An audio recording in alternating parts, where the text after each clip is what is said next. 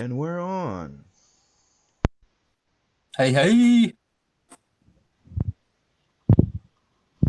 we are live.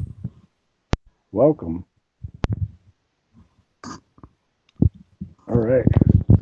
Sorry, everybody, but this is the first ever live stream here on this channel, so it might have a couple of boomer moments.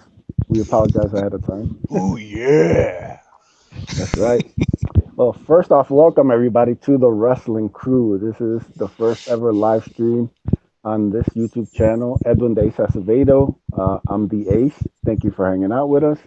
I have a couple of stable mates here. Uh, let's start with Joe Ball. Please introduce yourself, buddy. Hey, like you said, my name is Joe Ball. I am an Okada mark. I love New Japan Wrestling. I have been a consumer and fan of wrestling since the age of maybe 4 or 5.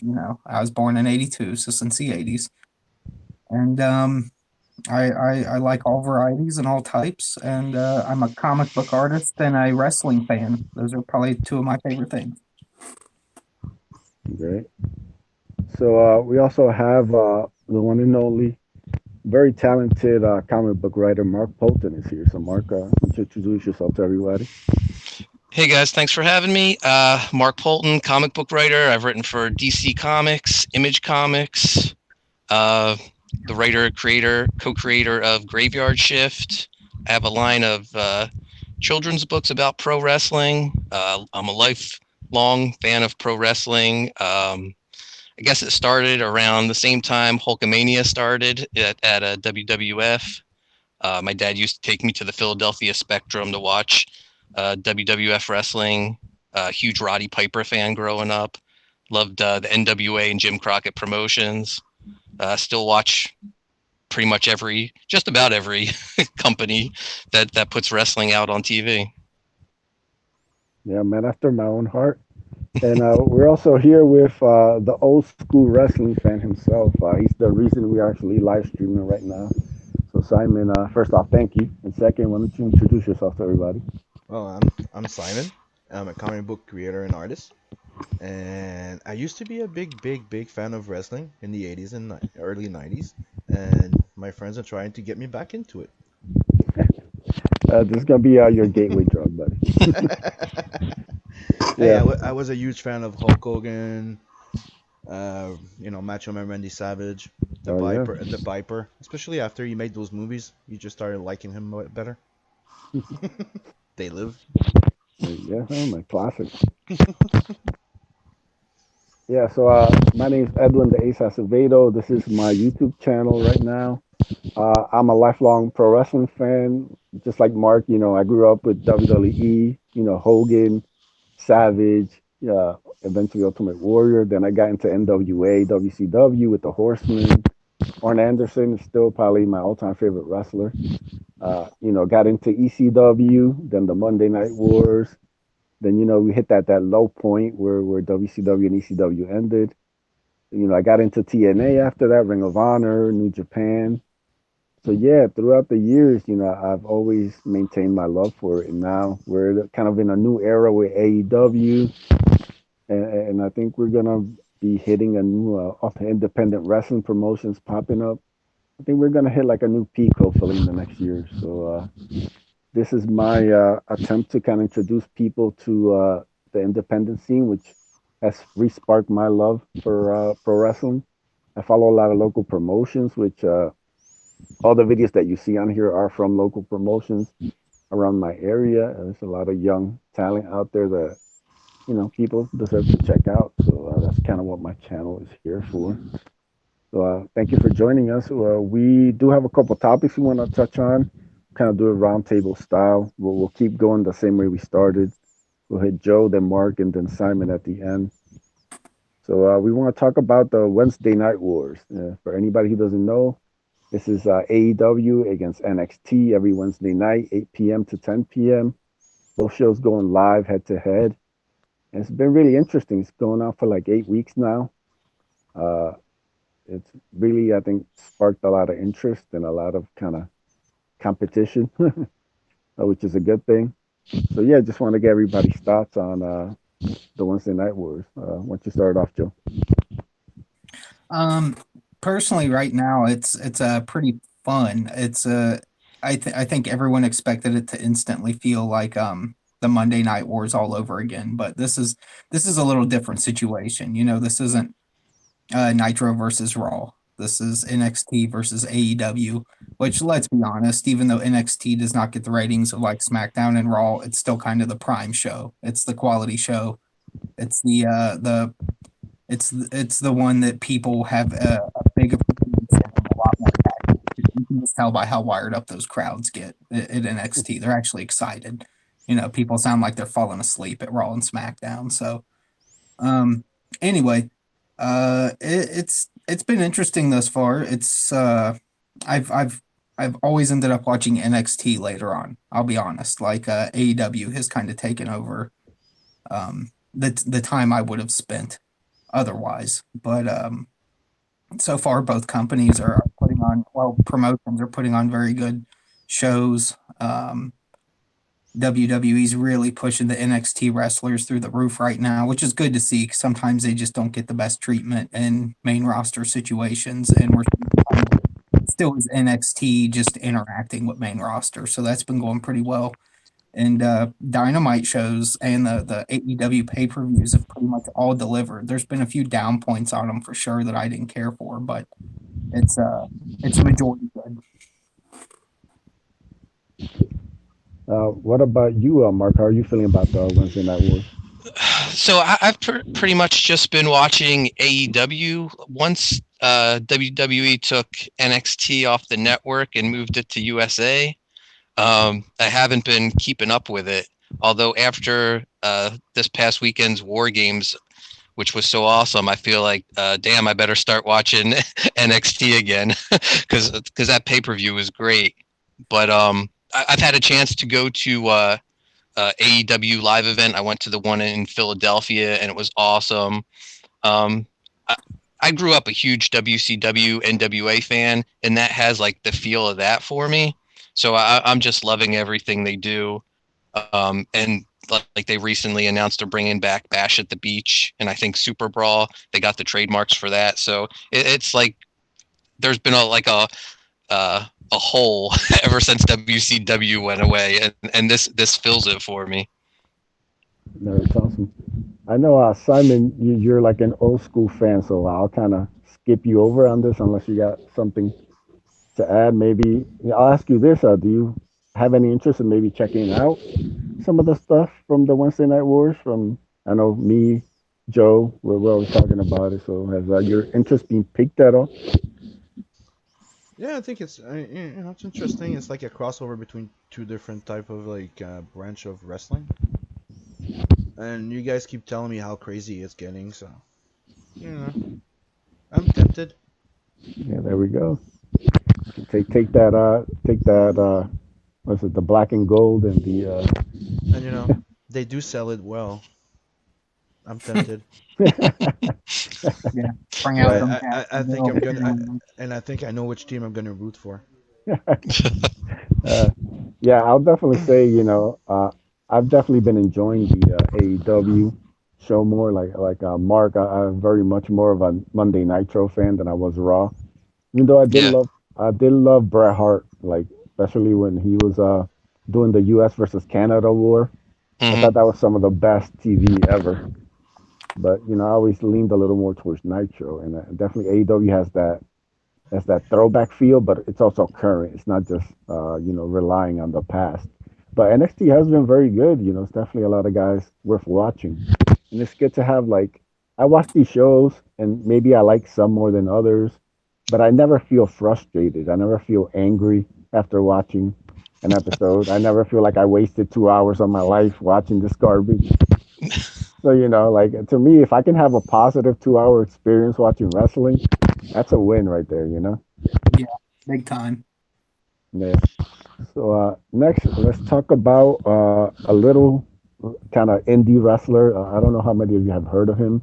His name is CM Punk. He did like a little debut, some backstage stuff. No, Who? but Yeah, this Phil guy, he used to be a UFC fighter, I think. Uh, but no, CM Punk has made his, well, a tentative return, let's call it. Showed up on WWE backstage, got the whole internet talking, and now there's Seth Rollins is desperate for a match with him. So yeah, just wanted to get everybody's thoughts on That guy. CM Punk's possible return. Oh yeah, the one and only. Uh, we start with you, Joe. Personally, I'm even though it's outside of the wrestling norm, I was never a very big CM Punk fan, and I mean, I've been watching him since ROH, and, CZW, and when he kind of first appeared on the scene, when he was just wearing like a pair of like long shorts he had got at Foot Locker, and that was it. And so I wasn't too excited about this. That and the fact that he was coming back to Fox, he wasn't really coming back to WWE. He was taking a job with Fox, and in all fairness, that's probably better for him physically because he just doesn't look like he's ready to wrestle right this minute. But I don't know. I'm indifferent to it. I could really care less what CM Punk does. He's good at running his mouth, and I agree with a lot of his like wrestling opinions. But as a wrestler, he never did much for me. So when he came back, I really could care less. All right, how about you, Mark? I think it's great that he's back. I mean, it instantly built some buzz for WWE, which they've really really needed. But like Joe said, he's not a WWE employee; he's a Fox employee. So I mean, it'd be crazy if when he finally does decide to come back to wrestling, if like he used this whole like Fox platform as leverage to get a big contract from AEW.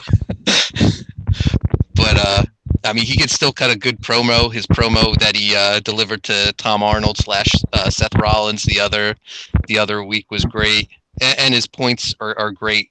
Seth needs to get off Twitter. He's he's I'm glad they turned him heel. He's a whiny baby face and so unlikable that he's a natural bad guy. I've never liked Seth Rollins, so whenever anyone if CM Punk or anyone cuts him down, I enjoy it. What about you, Simon? Do you any familiarity with CM Punk? I was gonna say that I didn't even know he was there in the first place, so I was not aware neither that he left. And from what I'm hearing right now is the fact that he's not coming back to actually be in a wrestling company, but more hired by Fox. So Yeah, the whole thing with him is weird. Like, yeah, it it's sounds kind of weird, and I'm not even following it. yeah, it's kind of like he's halfway in, halfway out, hmm and a part of me is like, does he need the money? Because if he needs the money, he'll come back. So That's something that always gets, so the big payday will he, always get you back in the ring. so That does that. technically, he needs to stop fence sitting and just jump in the ring. Yeah, jump in or out, man. Like, I think that's the best way you can always treat situations like this. I would love to see him back. I would never give two fucks about seeing him wrestle Seth Rollins ever. Like that is the last. If he comes back, have him wrestle AJ, have him wrestle Daniel Bryan, Cesaro. Like, let's just have him have some real dream matches, not freaking Seth Rollins or Roman Reigns. That was done when he beat the Shield 3-on-1. You know that feud ended, as far as I'm concerned. So yeah, the next thing I want to talk about, keep it WWE. What do you guys think of the current WWE product? Because anybody who follows my Twitter knows it's hard to watch a lot of times. Survivor Series was pretty awful. So I want to kind of start getting your thoughts. What's going on with this WWE product? Start with you, Joe. Um, well, what's going on with the WWE product is the same thing that's kind of been going on for like 15 years with it. It's just you know that they have the most stacked roster on planet Earth. They have more talent than any other company out there. They have so many they don't even know what to do with them, like guys that are indie legends and stuff. They have tons of writers. They have tons of creative. They have all these people that good and well can't all be wrong. They can't all be bad writers. They can't all be bad wrestlers because we know otherwise. We've seen most of their work at some point. So when you keep getting the product we're getting, which is either goofy or silly or um, cookie cutter to the point of being like nonsensical, like you don't even know what you're watching anymore. It's like, yeah, there's a ring in the center of the building, but I'm not really sure what it's there for. It's just got to a point where it's hard to sit through. Like I can barely ever get through a SmackDown, a Raw, even if there's something I kind of am looking forward to or on it. It's just like too much of a struggle. Like I'm like, there's so much good wrestling out there. I can't give these guys 3 hours. I can't give these guys 2 hours or even 1 hour, and except in the case of NXT. So on the product, it's just you can tell Vince is just getting more and more out of hand, and no matter what he tries, it doesn't help. And even Fox trying to clearly bring more legitimate fighters and sport related content to SmackDown, that's helping like a little, but they're still missing the bar on a lot of it. So I just hope that competition starts breeding better shows like it has in the past.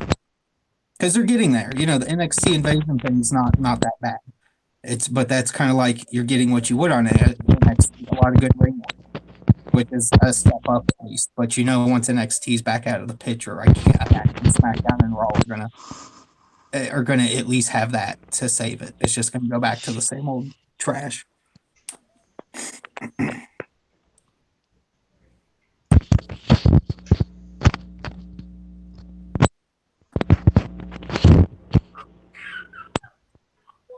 Would you like me to continue?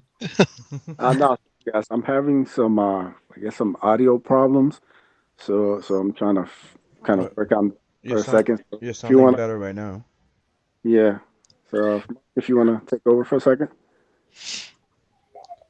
Well, hey, Hulk Hogan's still in there in WWE. Yeah, he did the Crown Jewel show over in Saudi Arabia, and it didn't really go over well with a lot of fans in Saudi Arabia thing. Period. Like, I think they've done 2 or 3 shows over there now, and less wrestlers want to go over, even though the payday, from what I hear, is pretty big. Um, it's just it's they know they're going someplace that is not good to its citizens as a whole. Like if you're loaded and you're royalty, sure, you're doing fine, but it puts a bad taste in a lot of guys' mouth that they're doing so much business with a place that's notoriously dangerous for certain people. Yeah, it's very. I mean, there was all this controversy about them possibly getting held overseas for an extra day because the prince wasn't happy with Vince. So there's all sorts of interesting stuff. Yeah, and I heard Vince hightailed it out of there. Oh yeah, he got the first one on the plane.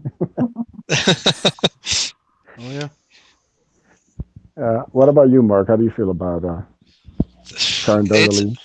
it's been a chore to watch lately, and it shouldn't be. Their roster is stacked, but I've switched from watching the episodes to just watching the highlights on YouTube.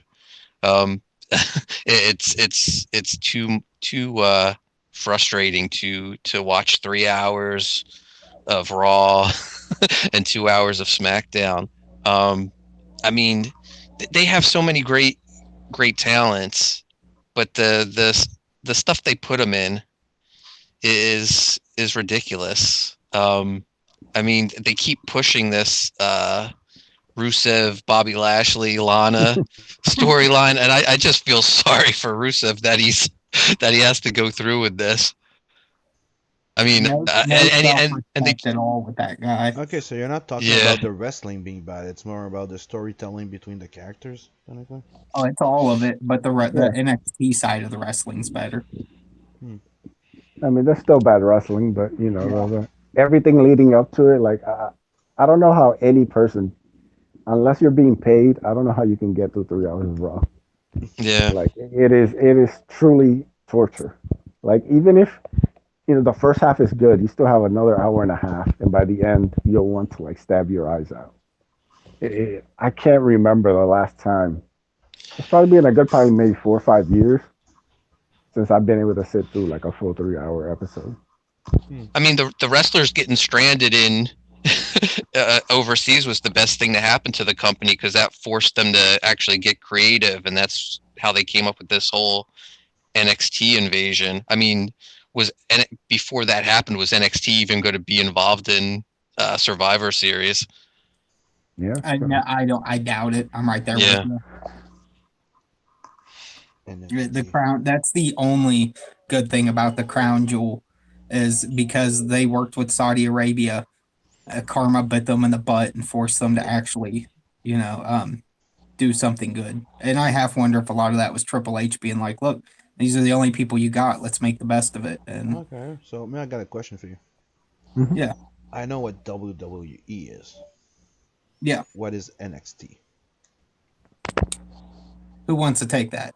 I'll take that. Um, NXT started off as a developmental brand. It's basically their minor leagues. They would bring in wrestlers, get them used to like the WWE style of wrestling. They changed their names, their gimmicks, and then if they got good, they'll bring them up to the main Raw and SmackDown shows. So it's the Uh, roosters of the WWE. that's how it started off, but eventually it got really popular. They brought in a lot of stars there, Hmm. and it kind of took off. So it became like the unofficial third brand. it It became actually like really started as a important. game show, if you remember that. Oh yeah, the Daniel Bryan Yeah, learning under the Miz. Yeah, I try to yeah. forget about that NXT. Yeah, yeah, but yeah, eventually they became really popular. They started having great shows, and once AEW made their deal with TNT, Vince decided to he couldn't let competition stand, so he put them live every Wednesday, head-to-head competition with them. So now they're basically the third brand. Now it's Raw, SmackDown, and NXT. They're all considered semi-equal, even though NXT is the much better product every week. Hmm. yeah. And they're all new guys, then guys and girls, Yep. and in between. Yeah, a lot of independent wrestlers, a lot of guys from Ring of Honor and Hmm. companies like that. That kind of they see the talent, and they're the league. One thing they have is they have an unlimited checkbook, so they can sign basically every wrestler they want. So Hmm. that's what NXT's for. They can sign all this talent, and they can just put them on NXT and don't have to worry about them working for another company. And That's the evil genius. what's the big difference in the what makes them better and compared to the WWE Uh, as show wise? Main difference is Triple H and Shawn Michaels run it, and Vince runs the Raw and SmackDown. So it's basically Vince runs a show for himself. Hmm. He basically just puts on what makes him, what he thinks is funny, what he thinks is entertaining. He doesn't care if anybody else likes it. Like You make know, a and Marco. Yeah. NXT is basically like an old school wrestling. Even though it's kind of like the new style, it's based on like the old school. Like, Hmm. yeah, you want to have feuds, you want to have stuff that makes sense, you want to have good wrestling every night. It's more of a like the traditional stuff people grew up on. That's more of NXT. Like I said, Vince doesn't run it yet, so they can basically get away with doing more wrestling based stuff as aside from the kind of side show stuff that WWE does. I mean, the cuckold angles and all this stuff, that you're only going to find that because Vince thinks that's entertaining. Like nobody else does. But if the old man wants it on TV, it gets on TV. Yep. That's how it People goes. like the word cock. Yeah. Do it. Yeah. Kids love the cock. That's right. That's right, Rusev. Watch Lashley make out with your girlfriend. Uh, No, Vince. You're here's a wrong. here's a 5 year, Yeah. $2 million deal. Sign it and watch. Uh, that's that's basically WWE in a nutshell.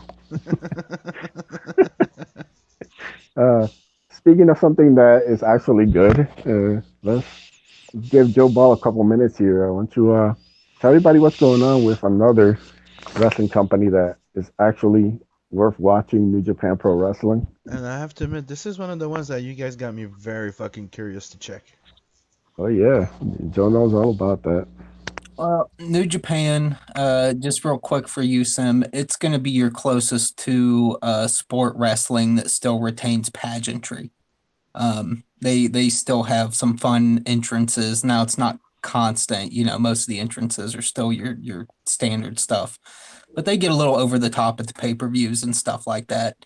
So you still got some amount of pageantry and tradition, but it's way more geared towards being a sport based presentation. When guys wrestle, most of them outside of a small minority, um, they appear as if they're trying to win a fight for Okay, their jobs. It's a different world. But that's anywho, actually what got me interested when you were telling me that you actually have like the feel of they want to fight and win.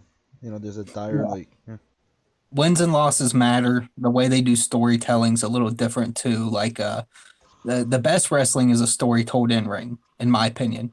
It can have some talking for sure, but you really want to see the struggle in the actual match to tell you the story of these guys. And they are very good at that. They are the best company on planet Earth for high octane, high action in ring. Um, a lot of the moves and the stuff you see look effective, yet still crazy and cool like wrestling. Not so much. They find ways to make a lariat cool or a clothesline, as we would say in America. You'll see 1,000 of them in a match, and it'll blow your mind every time. Where you see it here in the states, and you're like, yeah, okay. And it's just because these guys do it different. They do simple things better, and they come up with everything new that you eventually see in move sets in the states. Like a few years later, they're heavily copied and all that kind of stuff in terms of originality. But anywho, because I know we don't have tons and tons of time here, and we got to spread that out a little bit. I'll kind of get to what's going on with them. They're in the midst of the World Tag League tournament right now. And the World Tag League tournament is kind of like it's like a gap filler between Wrestle Kingdom and what dang, I went blank. I'm trying to remember what the last shows were before it. Power Struggle, I believe. The Power Struggle shows. And New Japan does things a little different. They don't really do weekly shows. They'll do either a few big shows in a month, depending on what kind of program they're running, or they'll do one big show in a month. So it's the format's a little different, but it makes for better wrestling overall because they don't have to try to spread out and put tons of content on every week and just hand you a 3 hour garbage show every week. But World Tag League right now is basically, I will say this for New Japan, they do struggle in tag division, just like WWE. They don't have a whole lot of clear tag teams. They have a few, but most of them are just two guys they put together that are like in the same fraction or something like that. So World Tag League just kind of establishes who the next big group of tag guys are that are gonna be wrestling at Wrestle Kingdom because every title is defended on Wrestle Kingdom shows. Wrestle Kingdom's the WrestleMania of New Japan. It's on January 4th every year since its existence, even back when it was just called, the Tokyo Dome show.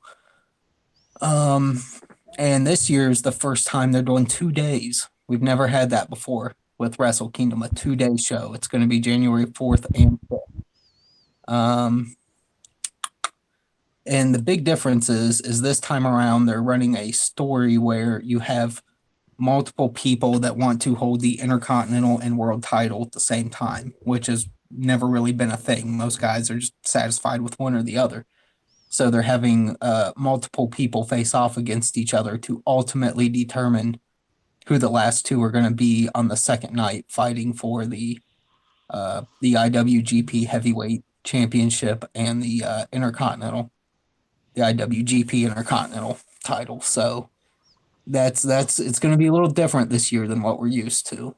But let's see here. On night one, we've got Okada versus Ibushi. That's going to be the heavyweight match, the world title match, which will probably be the main event. That match will be amazing, I can guarantee, because Okada is the God King and the all-time greatest pro wrestler that has ever lived. and it's not up for debate. That guy. Ibushi is up there as well. He's probably for guys in the early 30s. He's in my top like 5 or 6. He's an amazing talent. So that match will be really good. I'm really not sure how New Japan's going to play this. New Japan is notorious for giving us like a match where we think for sure one guy's going to win, the other guy's going to lose. The writing's on the wall, but they make you question it halfway through every match. They're really good at putting on a show where you start to go, "Oh no, I really don't know who's going to win this," and it forces you to watch it, pay attention. So that match will be amazing, and whoever wins that will go on to the second night to face off the winner of Jay White versus Tetsuya Naito. This whole build-up kind of seems like it's meant for Naito. He's been in the top spot before, but he always kind of gets pushed out of it, or something seems to happen to rain on his parade. But he has been really hot for like the last 4 years, 3 years in Japan. He went from that like guy everyone hated and booed out of the room, smiley baby face, to now he's just a total asshole heel, and everyone loves him, as we all do. We love asshole heels; they're hilarious. Yes. So he's this seems kind of meant for him because he's always had this intercontinental world title goal, and it will be interesting to see if this is his path to it, because it's hard to tell though because Okada comes out on top a lot. So it's like I personally I have no clue how this will play out. I know Naito will win his match and go on to the to fight that night against whoever won the night before, but it's really hard for me to tell what's going to happen between Ibushi and Okada because world champions just rarely lose at a Wrestle Kingdom. It's only happened maybe twice, so it's such a rare occurrence. That it makes it very difficult to tell how that's going to play out. The junior title's up for grabs too, the heavyweight junior. That's going to be Will Ospreay and the return of Himuru Takahashi. Now, if people aren't familiar with Himuru, they need to go check him out because that dude is easily like he's one of the best, most entertaining wrestlers I've ever seen in all my life. I absolutely love the dude. When he came onto the scene a few years back at New Japan and he finally got out of the indie world, he was just putting on mind-blowing matches, one after another. Like, he's one of those guys that's just so good. He's got a huge move set, so you're never going to see, like, the same match twice. And Will Ospreay, who's a friggin' psychopath. So you're going to have two dudes that just, they always bring a lot to the table. Their matches are always going to be good. I've never seen a bad match from either of them. And then outside of that stuff, you have a few other mixed tag matches and things that are like card fillers so that the veterans can get out there and everyone can kind of see the old timers. The tag titles are going to be up for grabs. Sho and Yao versus Phantasmo and Ishimori. That match should be fun. I think that's not going to get the hype of some of the others, but those guys are all pretty wild wrestlers, so that should be interesting. And we're going to get Hiroshi Tanahashi, the ace of New Japan, the man that brought New Japan back from the brink of destruction to the peak of wrestling, versus the man that has brought new wrestling back to the weekly wars here in the United States, Chris Jericho. So we are going to see one of the biggest heroes in New Japan history, Hiroshi Tanahashi, versus Chris Jericho, walking in as the AEW champion. That match will probably also be pretty off the hooks. Jericho's wrestled Naito, Omega, Okada. He's faced all the top dogs in New Japan, and they've all been really good matches. They've all been fun with that brawler style he has. You're going to see some really good stuff. So I can't say enough about Wrestle Kingdom coming up. Some Wrestle Kingdoms look great, and then only a few matches turn out to be great. But this is a card lineup that I think is going to deliver the whole time because there's just nobody on the card that's boring or uninteresting to watch. And I'm sure Kenta's going to get involved with something. I'm sure we're going to get CPC out there doing some crazy stuff, being a brute. And I'm really hoping, cross my fingers, Shibata shows up and cleans house on Yes, somebody. Because if there's one we person I need. love almost as much as Okada, it is Katsutori Shibata. That's my guy right there, Shibata. And if he comes out, he's laying drop kicks and chops and forearms and kicks to people. That place will go wild, man. Yeah, that you will never hear a pop from a crowd like you hear when that dude walks in the room. He gets everyone's attention and he knows it. Yeah. All right, so that's Wrestle Kingdom coming up. Mark, I know you went to House of Hardcore. You wanna maybe give a little recap, tell everybody how your experience was at that? Sure. For those that don't know, House of Hardcore is the promotion that Tommy Dreamer, ECW legend, runs. He usually brings in a handful of the old ECW stars, but mostly it's a showcase for like the best indie wrestlers around. Um, One of the wrestlers that wrestled this past Saturday was Eddie Edwards from Impact Wrestling. I've known Eddie for about 2 years now. We did a children's book together. We have another one coming out, and whenever he comes to the area, he always invites me to the show. So I headed out to the old ECW arena Saturday night, and they put on a great show. It's my second House of Hardcore show. It's always a good time. Some of the highlights were um, this show was the same day as the Icons of Wrestling like wrestling convention show at the ECW arena. So there was a lot of legends in attendance, and one of them actually wrestled. They brought out Action Mike Jackson, who wrestled like in the Florida territories and NWA, and he's 70 years old, and he wrestled against Johnny Swinger from ECW. And man, he can still go. He did a suicide dive. He was walking the ropes. I think I put a clip on Twitter of him walking the ropes. I mean, he looks great. He can still move. I was impressed. I was like, when he first came out, I was like, what is going on here? And then he started wrestling, and he made me a believer, man. I'm an Action Mike Jackson fan now. Um, they had Ace Austin defended the Impact X Division title in a 4-way against Falaba, Moose, and Eddie Edwards. Ace Austin retained. The big highlight was they had a tag team match. Tommy Dreamer teamed up with Bully Ray, and they took on Sonny Kiss and Orange Cassidy. And Orange Cassidy, I don't think there's anyone more over than him right now in wrestling. I did see like one or two people who looked like they were pissed off beyond belief when he came out, and they were like the older fans who, they just, I don't know, they don't, they're wrestling traditionalists, I guess. But They're probably the same people that think Jim Cornette's good for race relations. yeah. Yeah. But man, he was so over. He did a meet and greet before the show, and like he had the longest line. Forget about all the legends there. Everyone wanted to meet Orange Cassidy. So Sonny Kiss and Orange Cassidy faced off against Tommy and Bully Ray, and it was just building up to Bully was on the outside the whole time. Tommy was wrestling, and then finally Orange Cassidy, he points to Bully Ray. He wants Bully Ray in the ring, and the whole like crowd gasped because they just assumed Bully was going to kill Orange Cassidy, and when Bully gets in the ring, Orange Cassidy reaches in his pockets and he pulls out his sunglasses and he puts them on.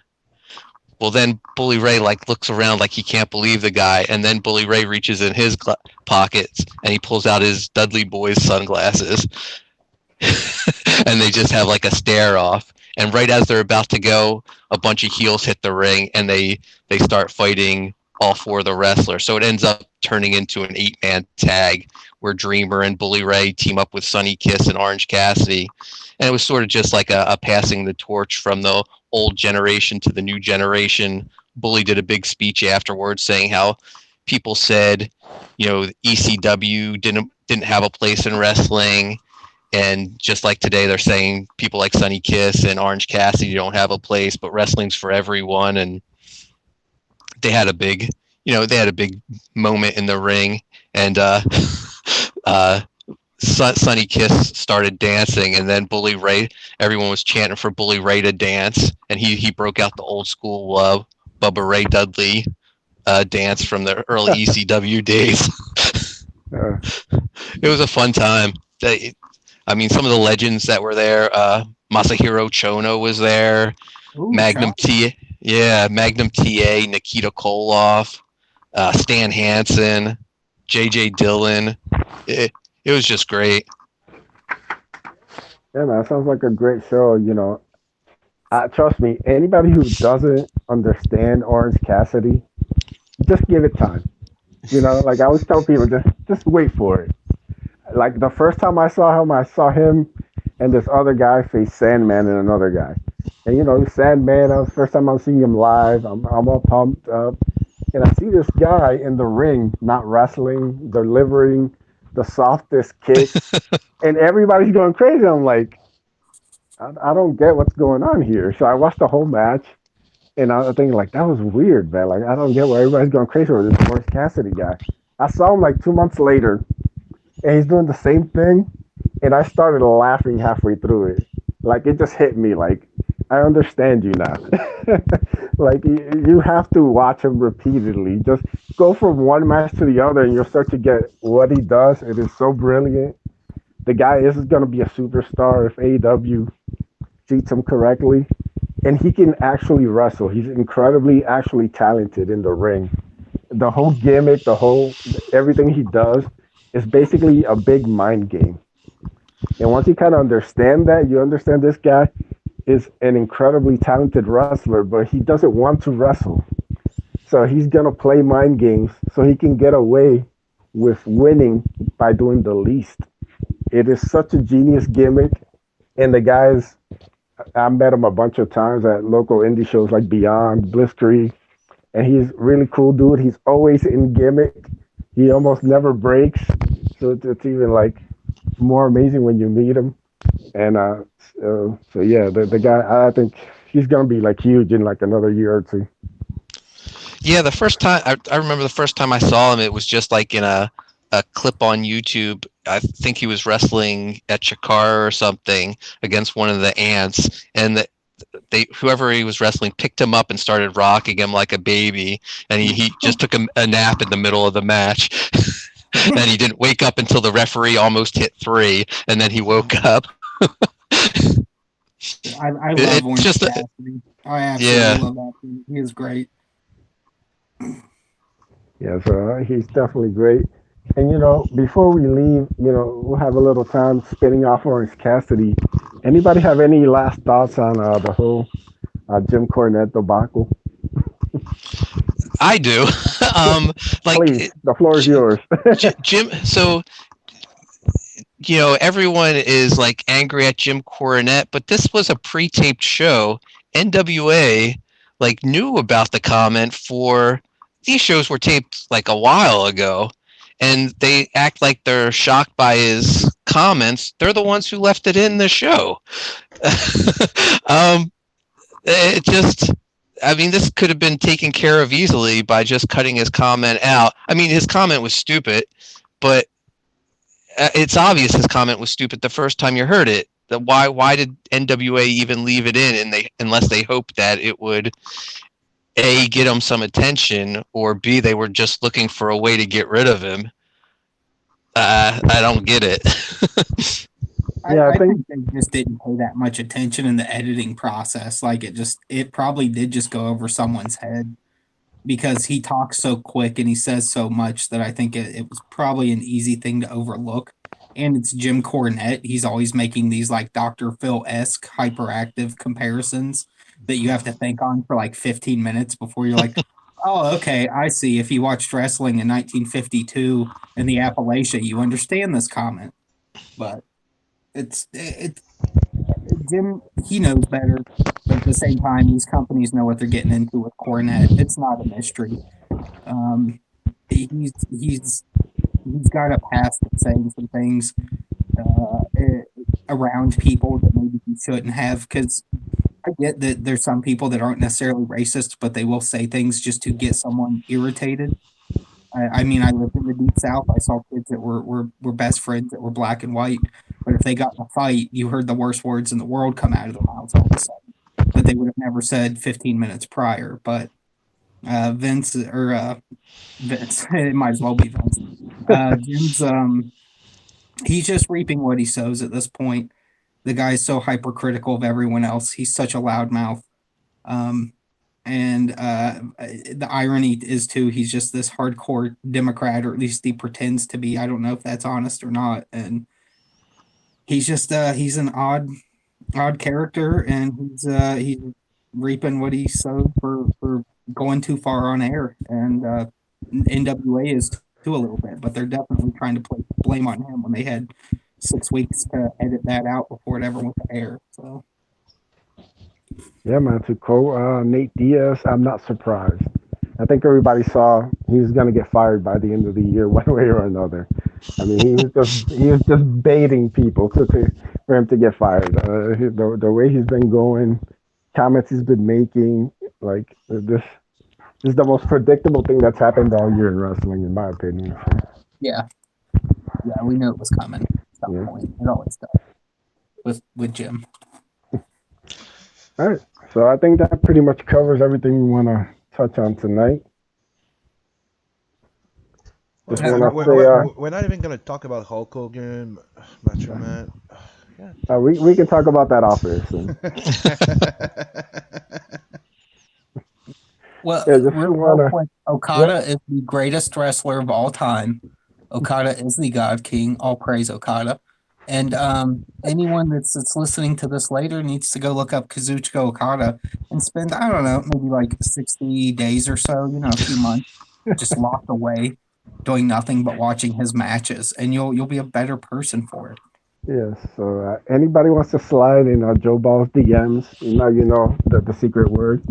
So, Yeah, just say I love Okada, and I'll say, Yeah. well, I love you, because that's how this works. That's right. Yeah. So just want to say a quick hail to the chat. I want to say what's up to Terry, Passion, Cider Hype. Thank you guys for hanging out with us. Hail all of them. Yes. Yep. Hell, brothers. And just why don't everybody just tell the people where they can find you, and then we'll call it a night. Start with you, Joe. You want me to go first? Yes. I'm Comic Artist Pro Joe Ball on Twitter, or Comic Art Master is my @ You can find me under either of those. Most of the time I spend on Twitter, so that's probably the best place. Awesome. Mark, how about you? I'm on Twitter and Instagram at Coney Waves. It was the name of my very first comic book series. I also have an Indiegogo going on right now for my new book, Sea Dog and Codename Killswitch. Go check it out. And you can find me on Facebook just under my name, Mark Polton. That's awesome. Simon, where can everybody find you, brother?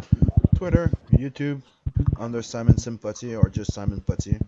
There's Blood Hunt, the most badass assassin vampire in comics.